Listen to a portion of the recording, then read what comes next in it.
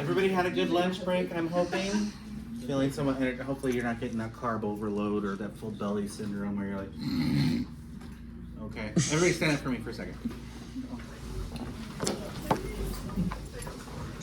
And sit down. No. All right, get the blood flowing. Pop your back, do what you do, whatnot, yeah, right? All of a sudden here, crack. All right, once you're done, sit back down. I'm gonna get you guys energized a little bit. We got 2 more hours to get through. So, all right.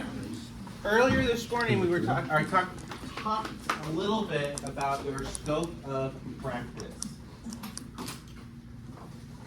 Now, as nurses, we can practice with a little bit of autonomy, which means we can do things on our own without necessarily a doctor's order. Typically, those are things like adjusting the head of the bed, getting the person another blanket or another pillow, whatnot. More advanced, more involved types of measures we typically need a physician's order for. So like, giving a medication or changing the diet of somebody. When I say diet, I don't mean like Atkins versus keto versus whatever, okay? I'm talking about therapeutic diets, clear liquids, full liquids, mechanical soft, all those different things. You will need to know what your scope of practice is, okay? Where do you find it? And those, I'm asking group 2 because I told group 1 yesterday, so they already got the answer. Handbook. No. Any ideas, group 2? Huh? No. Your scope of practice as an RN is dictated by the state.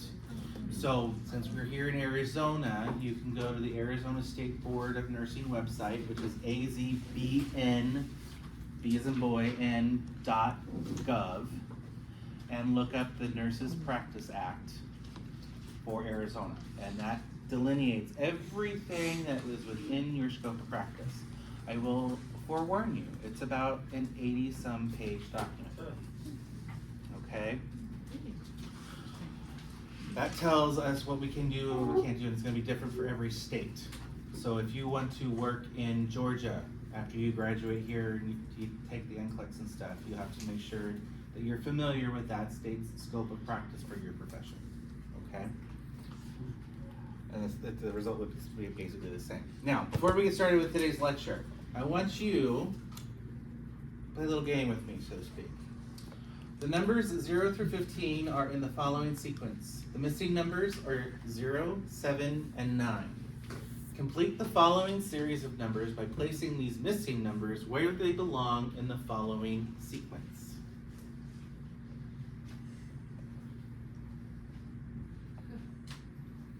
And I'll give you guys 5 minutes.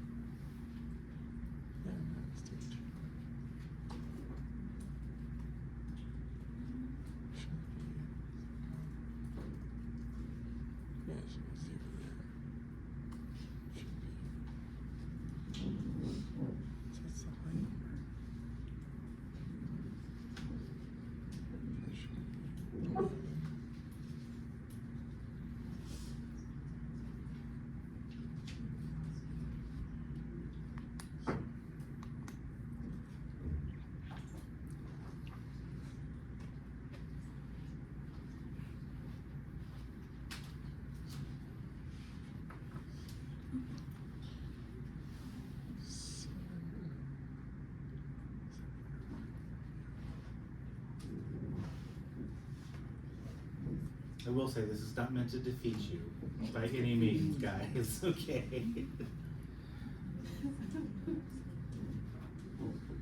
Anybody figured it out, or are you guys kind of like, eh?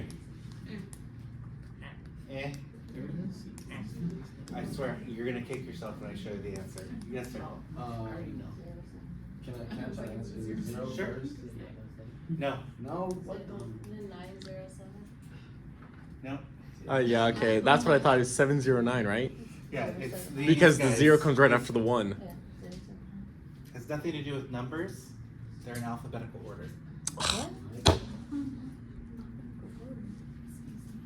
Oh, what? 970. 0 starts with a Z. Oh, jeez, dude. Now,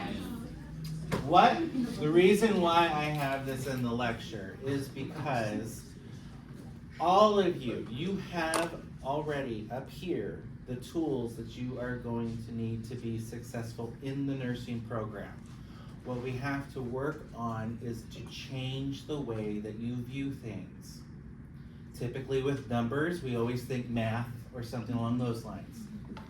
I will say, I have had, 10 years I've been doing this, I've had 1 student get it right.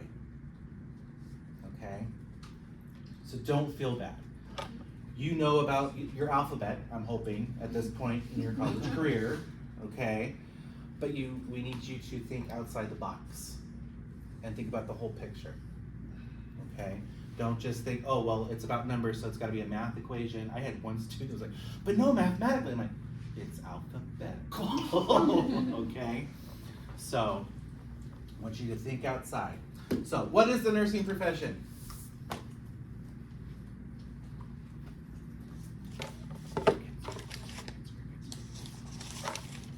What is it? There's no wrong answers, guys. Come on. It's a profession in the health field. Except for coming from you. I want to hear from some people in the back. Patient care. Is it only patient care?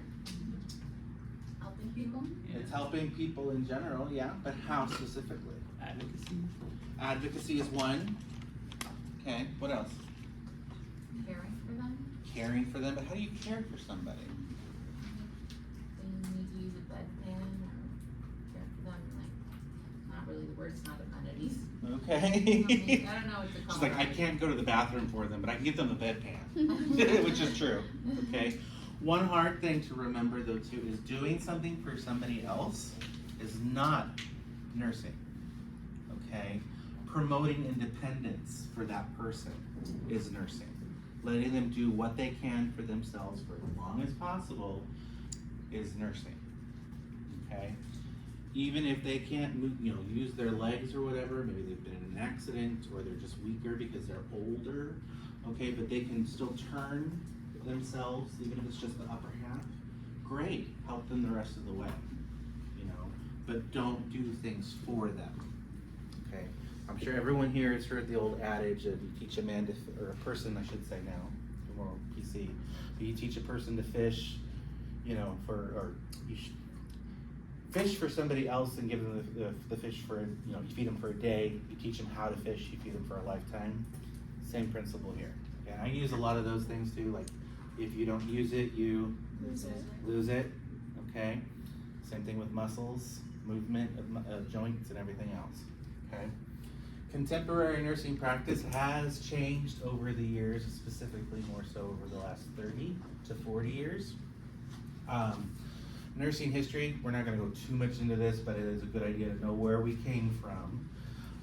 Shockingly enough, do you guys remember who the first nurses were? Group 1, zip it. Florence Nightingale. No. Oh. Clara Barton. No. Clara Barton was the one that I believe came up with the American Red Cross, yes. Barbers, like barber shops. No, those were dentists and stuff back in the Oh. day. But no, nurses initially were men. Because a woman's place was in the home type of BS, okay?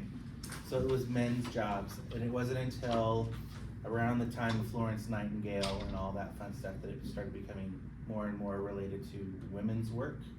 And it really wasn't until after World War I that men started getting back into the profession. Okay, and I think today we make up about 7 to 10% of the nursing population throughout the United States. So,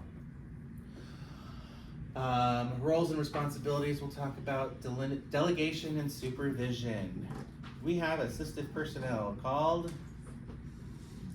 nursing assistants, patient care techs, okay? Ultimately though, who's responsible for the patient's care? Us. Okay? We are supposed to be supervising those that are helping us, and we have to make sure we are delegating within the correct scope of practice to those helpers. As an RN, you have a broader scope of practice than an LPN. Okay, LPNs aren't allowed to start IVs. They're not allowed to hang medicated fluids. They're not even allowed to flush an IV to make sure it's still working. Okay, that's our job as an RN. They are not allowed to assess a patient either. Okay, especially if it's their first, like their initial assessment after being admitted. That has to be done by an RN as well. Okay, that's why they used to call LPNs, low-paid nurses. So, because they got to do a little bit of the grunt work, but then more and more got delineated down, and then we were able to have CNAs, and that's a whole other class that I could talk to you guys about the history of CNAs. That's interprofessional teams. Again, we don't work just by ourselves, do we? What are some other departments that we might have to work with, or other professions?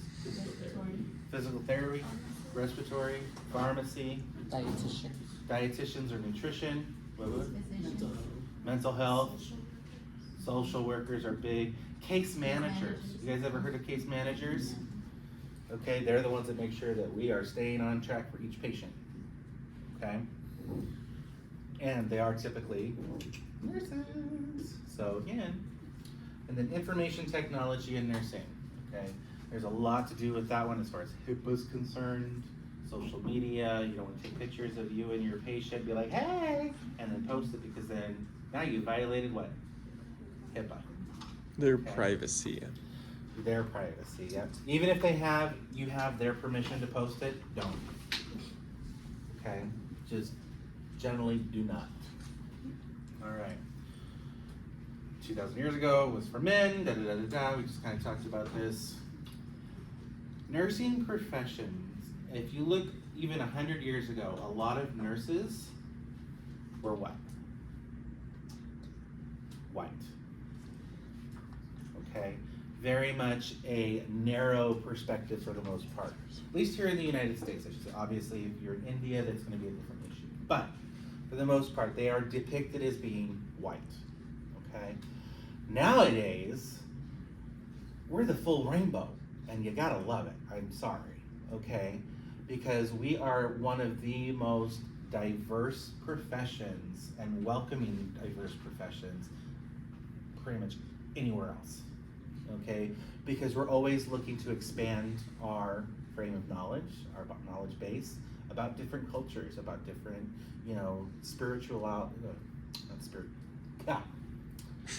what's the word I'm looking for? Spirituality? Spirituality, thank you. Okay, because some people, Christians might say, they have different levels, I guess you could say, about how involved they are with the church versus, Hindu or what's the other one? Hindu and is it Islam, I want to say?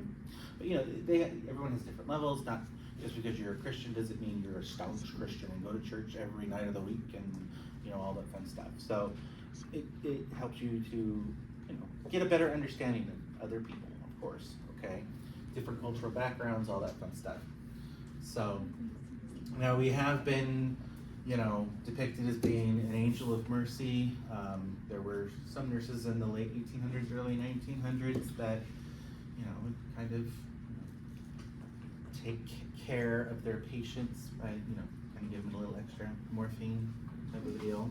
Okay. Or were the battle axe, so like Nurse Ratched or Annie Wilkes from Misery.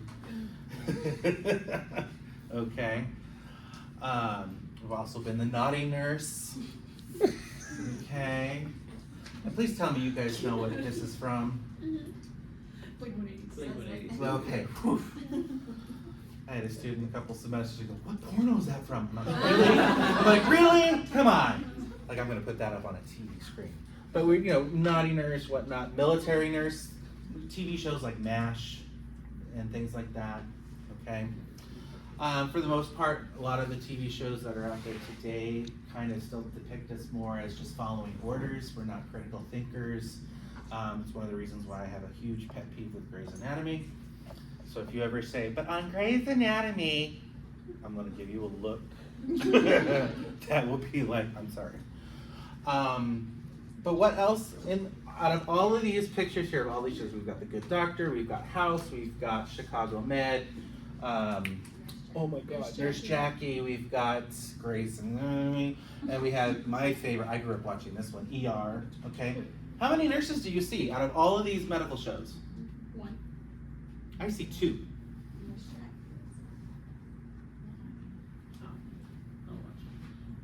She was a nurse.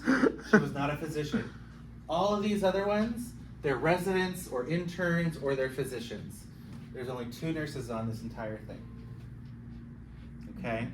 We are severely underrepresented in the media. It's only been over the last 2 years that we've kind of been more to the forefront because of COVID and everything else over the last couple of years. Okay? I will say, out of all of these, none of these are actually accurate. The most accurate show I've ever seen on television was called Hawthorne with Jada Pinkett Smith. And the only reason why I feel that it's really the most accurate is because her mom is actually a nurse. And she was inspired by her mother's career as far as her character on that show. So she was like consulting her mom all the time, she said. Okay, because we definitely are not, I mean, there are some nurses out there that can divert drugs from the Pyxis and, all that fun stuff, but there's programs for that as well, okay? We are not the handmaidens where we're just there to help the doctor and hold the tray and all that other fun stuff. We see the patients more than the doctors do. We know the patients better than they do, okay? I cannot tell you how many times I have saved a patient from getting a medication the doctor ordered because they were allergic to it and the doctor was just like giving orders. Okay, can't give them morphine, guys. Sorry, they're allergic to it, type of thing. People can go into anaphylaxis with that type of stuff. Stop breathing. So we are the fail-safe with every patient encounter, okay? Florence Nightingale, why is she so famous for nursing then? If she didn't create nursing. She basically was the one that standardized the education and was an advocate for education in nursing. She literally wrote the first book about nursing practice called Notes on Nursing. I forget what it was, I think it was like 1860 something, okay? But, and this is her in her older life. She died in 1922 of syphilis. Whoa. Yep. Okay. Even though she is fairly kind of a homely lady, but apparently she was popular at some point. Okay. Now, what does the term professional mean to you?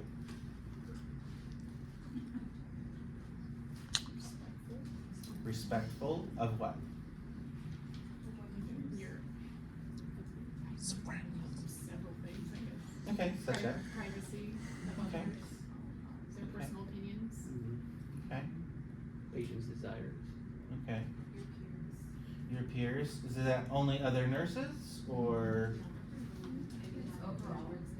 everybody that you work with? Housekeeping to the CEO. Okay. Those housekeepers, they see some literally. Okay.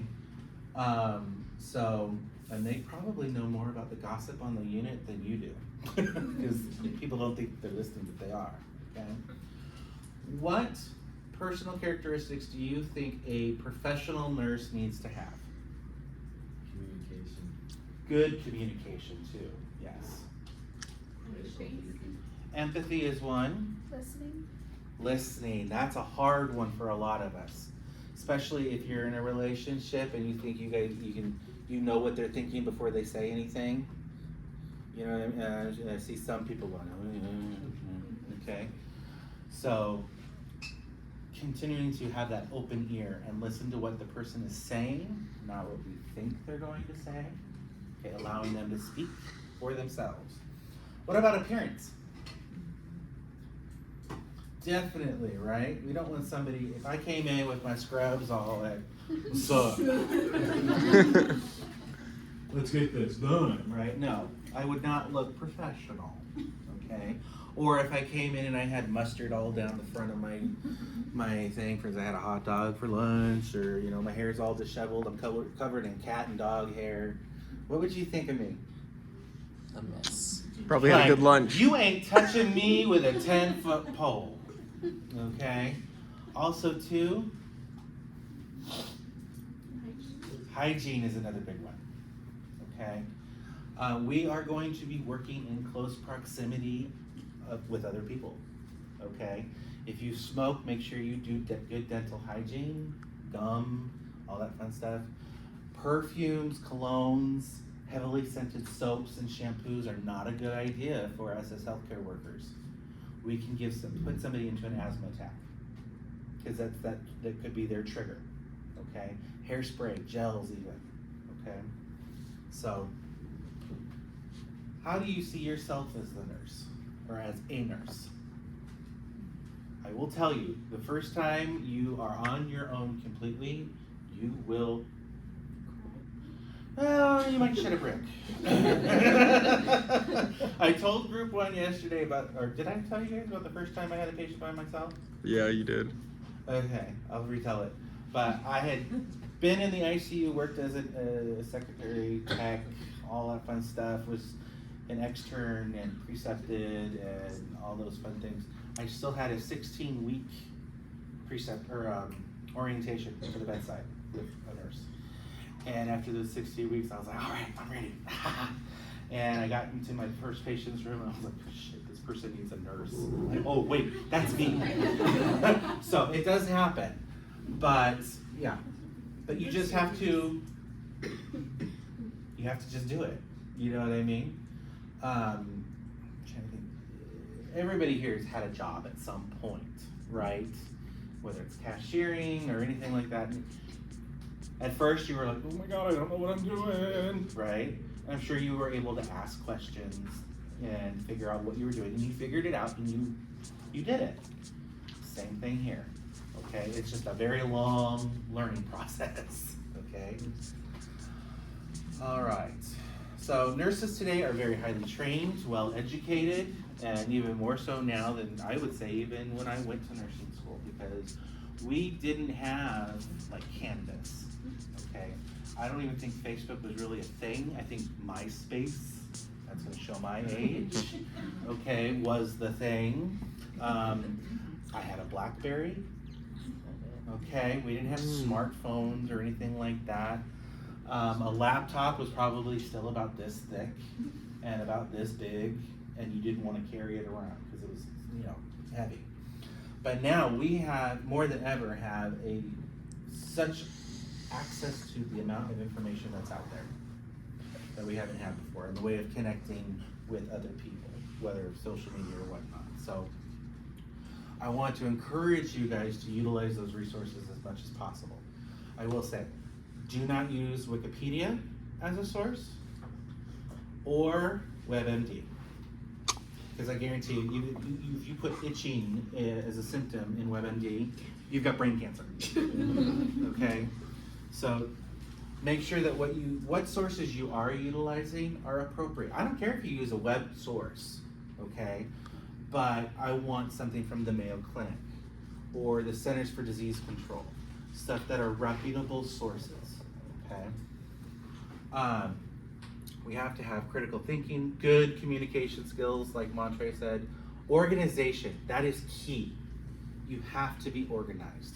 Even if it's just a simple framework on how you've got your shift mapped out for the day, to kind of know, okay, at this time I need to do my assessments, I need to pass my meds, da-da-da-da-da. So that way you have some semblance of order amongst the chaos. Because believe me, it can get chaotic and it can get that way quickly.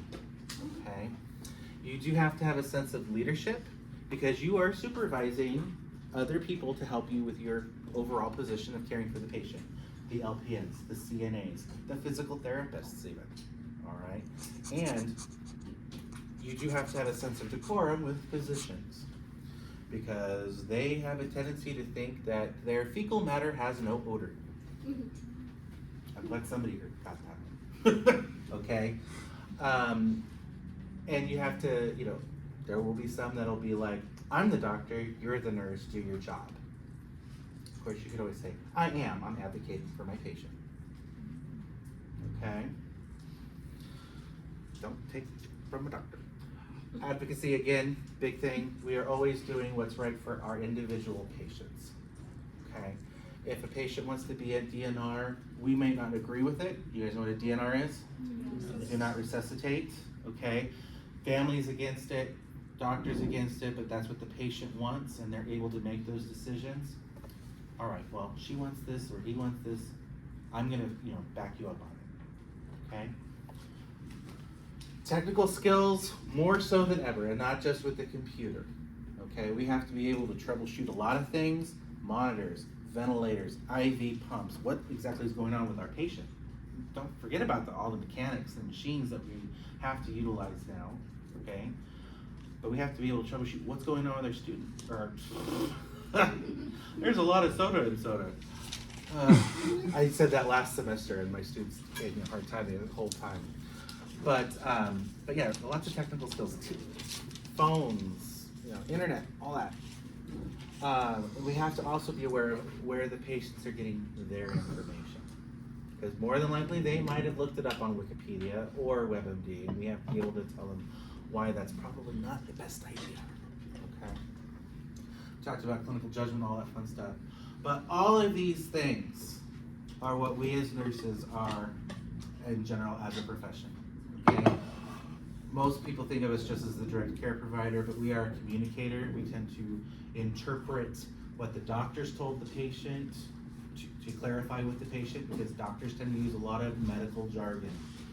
The majority of people that we deal with in general maybe have an 8th grade level reading, or 8th grade reading level and level of understanding. So we're gonna have to interpret to them what a colonoscopy is. He's gonna do what with my colon? What? If they even break it down that simple, okay? Client family educator, breaking down those things. Client advocate, counselor, especially when people are sick, especially those of you who wanna go into pediatrics. And you're gonna have to be a counselor to the parents, and be like, you can get through this. You're here now with them, and you just have to stay strong. Get them through it. Critical thinking skills, speaking skills, even if you do, stumble on your words like I have several times today, still have to be able to speak, I don't want to say eloquently, but at least speak effectively and as clearly as possible. Okay? This is a tough one at times, but emotional stability. You have to learn how to separate family and work. Okay? Don't bring work home with you, and don't bring home to work. I've worked with several pairs of nurses that were married and worked together, and they're still going strong, but they have that delineation. What happens it's like what happens in Vegas. What happens at work stays at work, what happens at home stays at home. Because when you're at work, you're there for the patient, not for each other. Okay? Patience, competence. When does a nurse's education end? Never. It's constantly evolving. The way we practice nursing even 20 years ago is completely different. The way we teach you guys as students is completely different than the way I was taught. So it's always evolving and changing. We're a leader, we're a change agent. We need more nurses involved in politics. I will say that much. Because we have a tendency to offer that, again, change in perspective, okay? The one, and I'm not saying this to offend anybody, but, okay, I'm gonna say something controversial yet brave. But, abortion being illegal in Texas, yay or nay? Wait. The fact that you can't get an abortion in Texas, yay or nay? Nay. Nay. Okay, that's my standing, okay? Because any woman who has had a miscarriage has had an abortion. The only difference is one is induced, the other one is spontaneous. But we tend to call it a miscarriage because it sounds nicer. The general public doesn't understand that. Okay, so by having legislation that says, you know, you should be in jail if you've had an abortion, so that every woman that's had a miscarriage should be going to jail by that definition. Okay, but by being the change agent and getting out there and everything, we can educate the general population about that. Okay, now we have 6 key ethical principles. Can you guys tell me what these are? Oh, I know what the second to last one is. I've used this term a couple of times today. Autonomy. All of a sudden I hear everybody's keys go. Let me look this up real quick. Something self-sufficient. You can work independently but within your scope. So that whole Nurses Practice Act basically helps us to know what we can and can't do as a nurse. Okay? Can I get an x-ray on a patient as a nurse? No, that's an invasive procedure. We might not think of it because they're just taking a picture, okay, but it's going through their body tissues and everything else. We have to have a physician's order for that, okay? Beneficence. I can never get my notes to finish it. Oh, it didn't save, son of a mother. All right.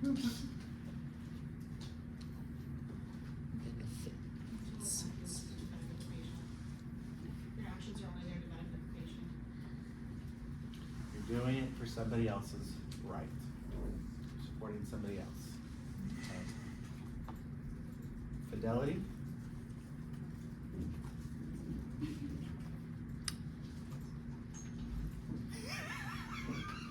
I didn't even have to say anything that time. I just gave you a look. You're like, Say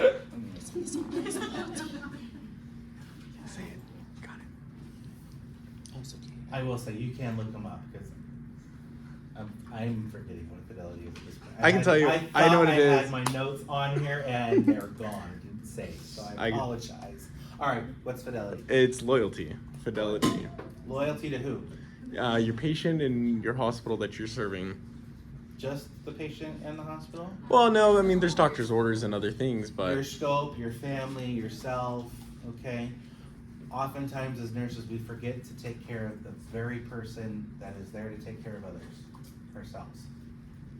We'll go without sleep, we'll go without eating, there's times when I have gone an entire shift without being able to go to the bathroom for 12 hours, okay? Because my patient needs me, you know? And it was a short day, let me tell you. But, justice. Maybe if it's malpractice or something.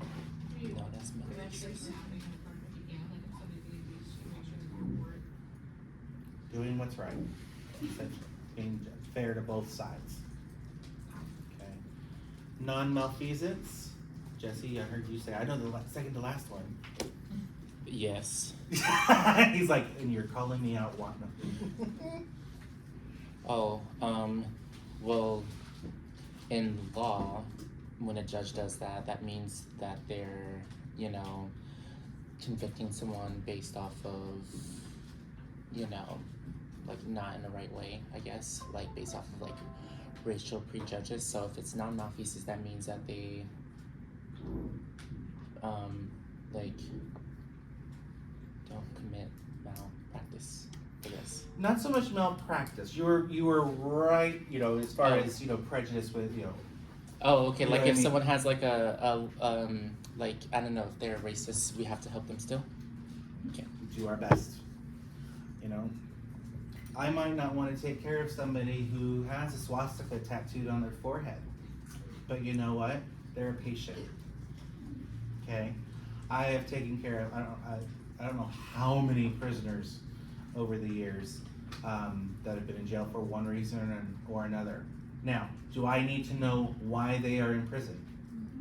No, and sometimes they're like more than willing to tell you because they want to brag or show, be like, I'll fuck you up if I see you out of here. Yeah, whatever it is. Okay, you're tied to a bed. I'm not. Do this. But I have the right to say I don't need to know because I know myself well enough that if it has anything to do with children, rape, abuse, anything like that, I know it's gonna change the way I deliver my care. So I have the right to tell them, I don't need to know. It doesn't, otherwise it's going to go from there. Unless Okay? it's tax evasion. And I will say, most of the prisoners I've had are actually pretty good because they have a softer bed, they have their own TV, and their meals are brought to them. So they want to stay in the hospital for as long as they can, rather than, you know, do anything that's going to risk them going back to the jail. Yes? Can you refuse care to a patient? Like even if they were like rude to you or like? Typically, no. But you can always inform them that they can request to not have you. It's that whole give them the idea tactic. Moms, parents know all about that, right? I'm not gonna give you, I'm gonna give you the illusion of choice. You're gonna either eat peas or broccoli, but either way, you're eating a frickin' vegetable. Okay, 1 second, yes? So it's a little off topic, but like on topic of like prisoners, like you obviously don't want to know their history, but if they're violent, like do you feel like you're protected in the hospital? Anytime you have a prisoner or somebody that's under arrest that's being evaluated, you have 2 security guards, not hospital security guards, but they're usually DPS officers. Okay, so you always felt like protected. Yes. Okay. Just wondered. Now, I will say though, if you're working in the ER and stuff and the cops have brought in a belligerent drunk, that's gonna be a little bit of a different issue, okay? You don't always have to go into that area alone, you can always bring another person in. You'll probably feel more unsafe in the ED than with a prisoner. I don't know. There's been incidences over the last few years. The gentleman came in onto a regular medical surgical floor with a pipe and was starting to beat all the nurses Oh, at random. There's video of it on YouTube from the news story that they did. So does that happen every day? No. Do we get hit? Do we get bit? Do we get, you know, scratched, choked with a stethoscope? All those fun things? Yes. Okay. However, the difference is the patient in the right mind? Not always. Okay. They could be under the influence of their disease process. Alcoholics or people with liver failure that have high ammonia levels in their blood are not in their right mind. Okay. Confused, little old, and I will tell you this much, 90-year-old people are stronger than they look. Okay? Grandma, who's 84 pounds soaking wet, could knock, you know, probably one of you 2 out with no problem. All right? So, take it with, but are they in their right mind? Probably not. Okay? Veracity, honesty, and quickness. Okay? When you promise to do something, go through with it. If you tell a patient you'll be back in 15 minutes, be back in 10. Okay? I know that sounds like more of like a customer service, hello, you know. But if you're that patient and you're in pain and the nurse says, I'll be back in 15 minutes and they come back in 10, wow, they must really care about me. Well, I thought that don't matter. Yes. Unfortunately, now a lot of hospitals are running their patient care more like Staples or a business model, because they'll send out surveys to see what their experience within the hospital is like, and it's like the only question I would care of to see: did you live? Yes. Great, I met your goals. You know, did I get you a warm blanket within time for it to be warm still? All those bull questions. They're great. Yes, I want my patients to be comfortable, but ultimately I would like for them to walk out rather than be carted out. So. Yeah, kind of question about refusal on a patient. Mm-hmm. What's the scope of practice as far as nurses go on our ability to choose to administer different medications? Like if we believe that the medication is not good for a patient, but it's ordered by doctor, what's our, I guess, like scope of practice to deny to give that medication and have a different nurse do it? We don't have that per se. Now, if you for any reason feel that this medication that's been prescribed by the doctor is not going to benefit your patient, okay? There is this wonderful thing called the chain of command, okay?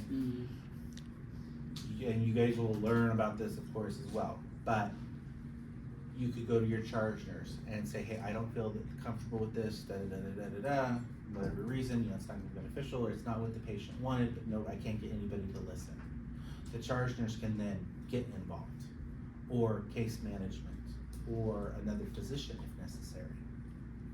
And it just keeps going up and up. And I've talked with the medical director of the facility before about a patient's scenario, and so I had to go that far up. That took a couple weeks. It's not gonna happen in one shift, but still. Okay, so yeah, you need to be aware of your chain of command as well as your scope of practice. Okay. All right, a nurse offers pain medication to a client who is post-operative prior to ambulation. Ambulation is walking. We walk dogs, we ambulate patients, okay? The nurse understands that this aspect of care delivery is an example of which of the following ethical principles? Now, why would we want to give somebody who just had surgery, post-operative, why would we want to give them pain medication before getting them up and moving around? It's gonna hurt. It's gonna hurt, right? Like for those 3 of us that have had our appendix taken out, I know I was the biggest wimp, and I only had like a 2-inch incision right here. But they blew me up so they could visualize things, and I was literally, I had a 28-inch waist then, believe it or not, but I still felt like the frickin' Stay Puft Marshmallow Man from all that air that was there. And even just the idea, even peeing, the act itself wasn't painful. It was the change in the amount of pressure in my abdomen that was painful as my bladder emptied. Okay, it was I'd never had surgery before, and it was a whole different thing. Okay, but again, us guys, we're kind of, pathetic. Okay, but we want them to be comfortable, right? So, which ethical principle? D. Saying D, beneficence? Correct. Okay. Now, priority setting, before we get into this, do you guys need a break? No. Anybody? No? Everyone's like, no, we want to get out of here. All right, priority setting framework. Now, this is one of your modules that you need to complete within ATI, okay?